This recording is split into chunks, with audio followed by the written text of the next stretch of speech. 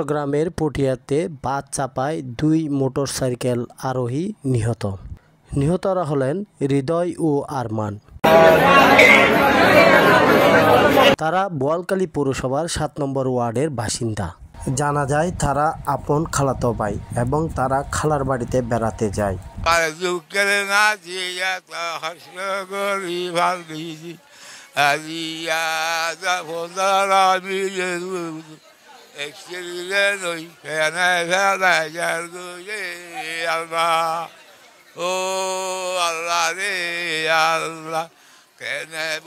খালার বাড়ির যাওয়ার পথে এই দুর্ঘটনা ঘটে বলে জানা যায়। হালাল হারাম না মেনে হায় কামাও টাকা করি। আমাকে ফোন দিছে, যাওয়ার পর দেখে দুজন মৃত্যু। তখন পুলিশ আসছে কি করছে, আপনার হাইওয়ে থানায় নিয়ে গেছে। ওখানে ওনাদেরকে ময়নাতদন্তে না নেওয়ার জন্য অনুরোধ করাতে ওনারা ময়নাতদন্তে দেয় নাই।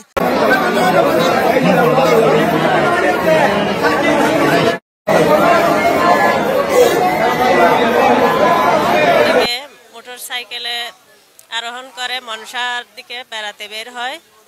বেড়াতে যাওয়ার পথে বাসের সংঘর্ষের মুখোমুখি হয়ে দুজনে নিহত হয়।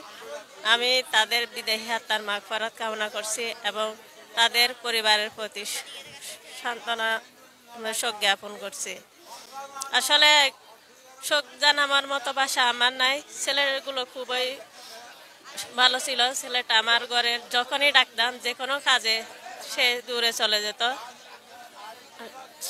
সান্ত্বনা দেওয়ার মতো আমি কোনো ভাষা